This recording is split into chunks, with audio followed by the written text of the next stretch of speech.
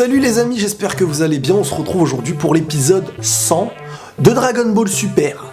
Oui, j'en ai déjà parlé, mais plus particulièrement, cette fois on va être dans la globalité, une review comme tous les lundis soirs que je faisais habituellement. Sauf que là, on était arrivé vers une polémique. Broly, Kale, et oui, plein de petits cocos n'étaient pas contents aussi, et qu'ils aillent se faire cuire un œuf. À ma gauche ou à ma droite, on s'en fiche. Bref, plus sérieusement, l'épisode en soi, il est bien. Moi, je l'ai bien aimé. Ce qui me dérange, c'est que j'ai essayé de faire le test. J'ai vu des séquences de combat basiques. Par exemple, je sais pas, quand on voit Caulifla qui se bat contre ceux qui ont tapé Kale, là. Tu vois, le petit boxeur crabe et le sumo.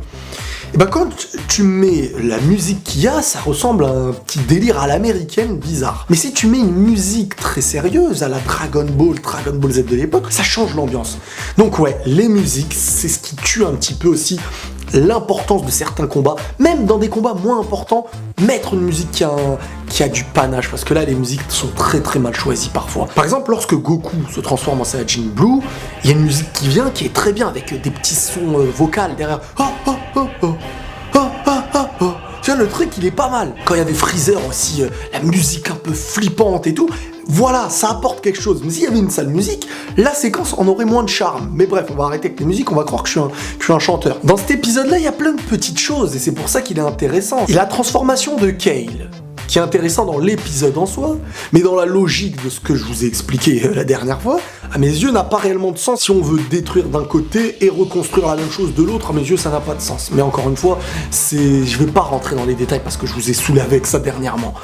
Donc je vous ai dit, voilà, il y a eu cette transformation en termes de puissance. On a vu un Goku impuissant. Goku qui a essayé toutes ses formes pendant son petit combat contre Kale transformé en berserker légendaire, genre je sais pas quoi là. Donc Goku était impuissant face à cette forme qui est logiquement la forme la plus puissante à mes yeux, en tout cas pour l'instant, des Saiyajins, de ce qu'on a vu, d'un Saiyajin non fusionné, non ceci, non cela. Parce que Goku, dans son combat, s'est transformé en Saiyajin normal, Saiyajin 2, bon il n'est pas passé par le 3, il est passé au 4. Peut-être que sur le long terme, Goku aurait trouvé des stratégies de combat, des choses comme ça.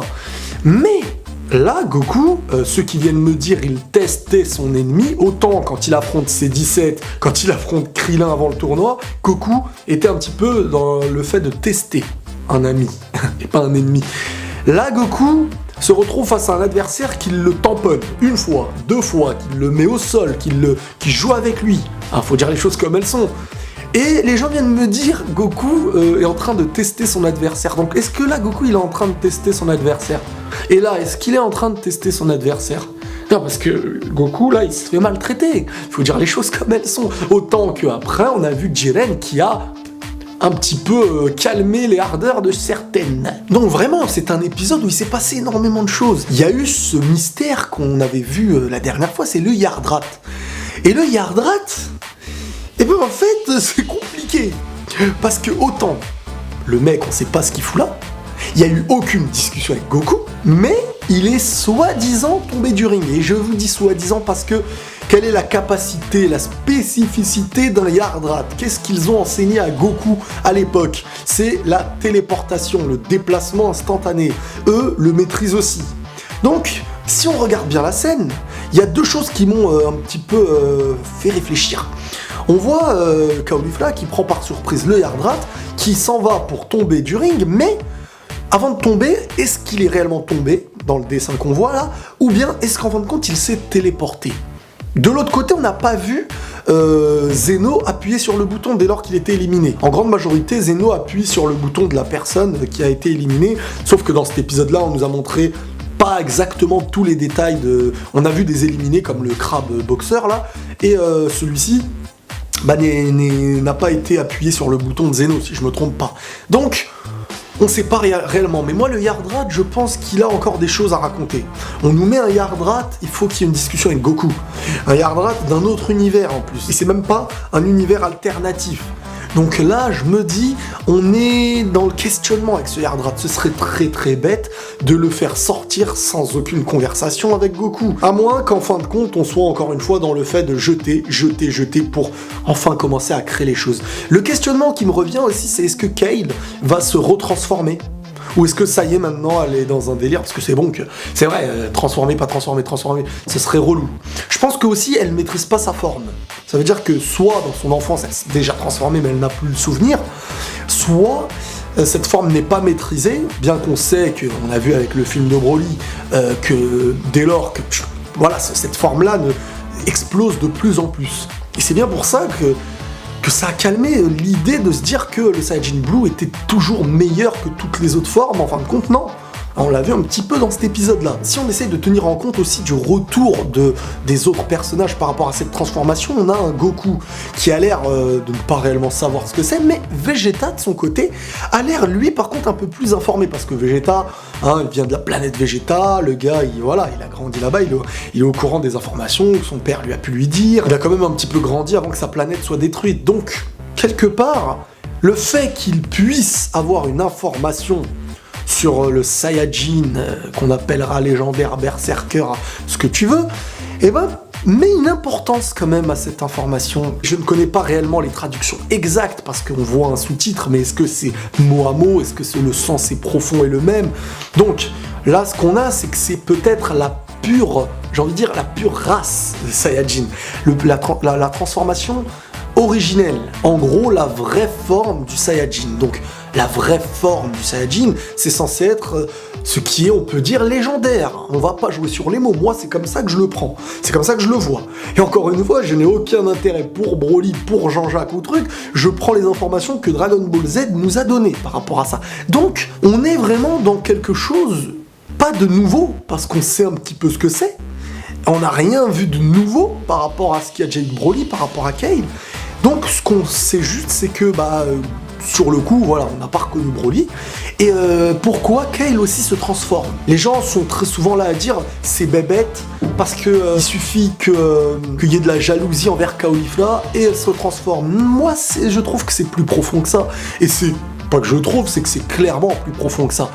Kale se transforme en cette forme-là parce qu'elle n'a pas l'air de maîtriser une autre forme en fait, directement, parce que c'est en elle déjà, c'est elle la Saiyajin unique, berserker légendaire ou ce que tu veux, de son époque. C'est-à-dire qu'il n'y en a pas 10 qui se transforment comme ça jusqu'à aujourd'hui. Les seules informations qu'on a eues viennent du film Broly et de ce qu'on voit de Kale, donc de ce qu'on voit de Broly. Si je fais la comparaison tout le temps avec Broly, c'est pas parce que je kiffe à tout prix et je veux le ramener, c'est parce que c'est lié, pour moi c'est lié, que ce soit dans canon ou pas canon, on nous montre la même chose, donc je prends des infos de la même chose un petit peu partout. Et pour que Kale se transforme, les 2 fois on l'a vu se transformer, c'est dès lors qu'elle n'a pas confiance en elle et qu'elle voit que ce qu'elle a envie d'accomplir est accompli par quelqu'un d'autre.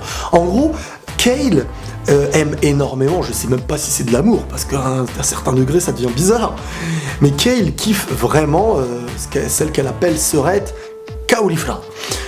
Et dès lors qu'elle a envie d'être proche d'elle et qu'elle voit Caulifla se rapprocher de quelqu'un d'autre en l'ignorant, et de sa personnalité un petit peu qui n'arrive pas à s'imposer, elle est en conflit avec elle-même, Kale. Et lors du combat Caulifla-Goku, on a vu Kale voir limite qu'elle gênait.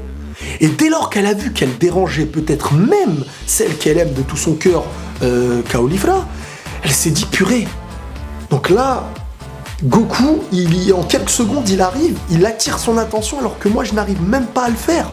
Et là, voilà, la remise en question, elle s'est rabaissée, et elle veut pas être rabaissée de cette manière, et voilà, c'est un conflit envers elle-même, et boum, elle explose, elle se transforme en Saiyajin, berserker légendaire, machin, et il y a ensuite ce qu'on a vu du combat, elle a maltraité Goku, et ensuite à la fin, Jiren qui arrive et qui avec une petite boule a l'air de la gérer. Est-ce qu'elle s'y attendait à cette boule, elle s'y attendait pas? Est-ce que vraiment ça l'a pas détruit, ça lui a juste, comme on l'avait vu, retiré la transformation? Dans Dragon Ball, quand tu perds ta transformation pendant un combat comme ça, c'est que tu es inconscient. C'est que ça y est, t'es dans un genre de coma, mais c'est pas un coma, c'est que t'es dans l'inconscience. Donc, Jiren n'a pas blagué, Jiren a l'air vraiment d'être le personnage qu'on veut nous mettre en tête. Hein. Comme à un moment donné, il y avait Hit, toujours avec un méchant nouveau, etc. Maintenant, on va revenir à Caulifla et Goku. Et la rencontre a été super intéressante parce qu'on voit déjà un Goku enseignant, un Goku qui a l'air de connaître un petit peu tout ce que Caulifla est en train de connaître. Et Caulifla, comme Vegeta et Trunks, est un petit peu tombé dans le panneau après avoir découvert sa transformation. Donc elle a appris à se transformer en Saiyajin de manière un petit peu rapide et tout ça, c'est dérangeant et tout ça, c'est vrai. Mais comme Vegeta et Trunks, elle a favorisé la puissance. Son objectif était d'évoluer puissance, et jusqu'à en faire gonfler ses muscles, comme Trunks et tout ça avec Cell à l'époque, rappelez-vous. Le problème qui s'était passé à l'époque, c'est que Vegeta, en s'étant transformé en Super Vegetano, il avait défoncé le Cell forme 2, mais dès lors, Cell perfect, et ben il y a eu très vite la faiblesse de cette transformation qui, en gros, ont favorisé la puissance à limite l'intelligence du combat, j'ai envie de dire. Tu ne peux pas être endurant, tu ne peux pas être rapide et face réellement à un grand ennemi, tu ne feras pas long feu, tu n'arriveras pas à le toucher. Tu es plus puissant, oui, dans les coups, dans les choses là, mais si tu ne peux pas le toucher, ça n'a aucun sens. Et c'est exactement le parallèle qui s'était passé avec Trunks du futur et Cell. Donc c'est sympa de voir aussi un Goku qui, à l'image de lui-même, même dans un moment où il doit à tout prix combattre son ennemi, il lui enseigne un petit peu la science du combat, comment ceci, comment cela, la transformation, il lui a parlé de la transformation Saiyajin 2, et Caulifla lui a répondu qu'elle avait déjà vu et déjà eu cette transformation, sauf que elle n'arrivait plus à la refaire, donc elle l'a fait de manière inconsciente dans un moment où elle n'était pas énervée. Et là, il y a vraiment une jurisprudence bizarroïde pour se transformer en Saiyajin dans leur univers, et dès lors même qu'elle a parlé de picotement et tout ça, Goku a l'air de dire oui, c'est ça, sans réellement le penser, parce que de son côté, Goku nous a jamais parlé de transformation et de picotement avec ceci, avec cela. Donc, il y a vraiment... Est-ce que l'animé a mal reproduit ce qui a voulu être présenté ? On verra dans le manga avec Toyotaro, tout comme Kale et la réaction qu'il y aura des autres par rapport à Kale qui se transforme aussi. Dans le manga, ça se trouve, ça va être totalement différent. Imaginez vraiment qu'il y ait une plus grosse référence à un guerrier légendaire qui peut exister. Ce serait un truc de ouf, parce que autant, là, j'ai jamais vu autant de différence entre un animé et un manga. Pour moi, je trouve qu'il peut y avoir, sur du long terme, un choix à faire. Et les gens ils vont dire, moi je suis ça, moi je suis ça. Je préfère la tournure de ceci, la tournure de cela. On verra. Caulifla qui voulait se transformer en Saiyajin Blue. Goku lui a clairement dit, et ça nous a un petit peu rassuré, qu'elle ne peut pas encore atteindre cette forme-là. Et moi j'aurais même envie de lui dire, la Saiyajin 3, tu ne peux pas encore l'atteindre. Parce que si il voit la facilité qu'elle peut avoir en lui disant tu vas te transformer peut-être prochainement en Saiyajin 3, même durant peut-être ce tournoi, pourquoi il ne l'a pas dit à Vegeta à l'époque ? Et c'est ça que je me dis, c'est bizarre, hein, Vegeta n'avait pas l'air moins fort que Caulifla, enfin je sais pas, on connaît pas réellement sa puissance à Caulifla actuellement, mais elle n'a pas l'air plus fort qu'un Vegeta, qu'un Majin Vegeta par exemple. Après je peux me tromper, mais encore une fois, les débats de puissance c'est bizarre, si vraiment elle arrive à passer vite les étapes, autant la première forme, d'accord, la deuxième forme, je sais pas, ça a été fait de manière inconsciente, est-ce que peut-être ton énergie, tu la contrôlais pas, ça t'a donné une forme que tu ne peux plus refaire, mais dans ce combat, elle l'a produit, elle a fait la deuxième forme, le Saiyajin 2 a été fait par Caulifla, d'une manière rapide encore une fois, donc est-ce que maintenant, comme on va dire, la science Saiyajin a évolué par rapport à l'époque où se transformer en Saiyajin 1 c'était un truc de ouf, est-ce que maintenant le fait de connaître l'ingrédient pour se transformer te transforme plus facilement, mais sans réellement t'apporter la puissance qu'à l'époque il pouvait y avoir quand on se transformait aussi? Tu vois, il y a plein de questionnements et encore une fois, on va voir dans le manga comment ça va être amené. Peut-être de manière plus intelligente, plus constructive et plus fidèle à l'œuvre. On verra. Quoi qu'il en soit, voilà, Goku, Kale, la transformation de Kale a défoncé Goku, comme quoi il peut toujours y avoir débat dans Dragon Ball. Hein. Même d'une chose qui ne paraît pas logique de cette transformation, personne n'aurait pensé vraiment à l'époque en disant, je sais pas, la transformation d'un mec comme Broly. Je dis pas que Broly est meilleur qu'un Goku Blue, mais cette transformation, je parle. On va quand même me dire que c'est la même, non? Si c'est pas la même, là, les gars, on vit pas dans le même monde. Donc cette transformation a quand même imposé quelque chose à un Saiyajin Blue. Des années plus tard qu'on nous a montré cette transformation. Comme quoi, le débat est toujours intéressant. Et on en arrive à Jiren, qui arrive et qui dit « Je m'en charge, les gars. Vous inquiétez pas, hein, on va tous rentrer prendre le petit-déj ensemble. » Oui, Bébert, c'était presque ça. Voilà, hein. Bébert vous passe le bonjour, parce que beaucoup me le réclament, voilà. Jiren, avant de lancer sa boule, qui a ensuite rendu inconsciente Kale, il était conscient d'être au-dessus. Donc déjà, faut savoir, hein. Jiren, lui, il a vu la puissance de Kale, et il n'a pas été choqué. C'est un détail important. De ça, il savait qu'il pouvait la vaincre. À l'aide d'une seule boule, il l'a mis inconsciente. Donc là, on a un Jiren qui est mis dans un piédestal par Dragon Ball actuellement, et on va voir ce que ça va donner. Logiquement, au vu de ce qu'il a fait à Kale, actuellement, il défonce Goku rapidos. On ne peut pas tuer Goku comme ci, comme ça, c'est vrai, mais à moins que Goku trouve une nouvelle forme, une fusion ou une alliance, il peut pas l'affronter en 1 contre 1, il va se faire défoncer. Logiquement de ce qu'on nous montre. Voilà les amis, on parlera la prochaine fois s'il y a des choses à rajouter, des trucs que j'ai envie de vous dire ou pas. N'hésitez pas à liker cette vidéo à fond si vous appréciez. Abonnez-vous, réabonnez-vous si vous avez été désabonné et activez les clochettes parce que là il y a plein de gens qui viennent me dire j'ai pas reçu la notif, ceci, cela. S'il faut annuler et refaites-le peut-être, comme ça vous serez au courant directement lorsqu'une vidéo sort. On a dépassé aujourd'hui les 300 000 abonnés et c'est énorme. Vraiment, je ne pensais pas un jour pouvoir obtenir 300 000 abonnés, et bientôt aussi sur Facebook on sera aussi 300 000 abonnés.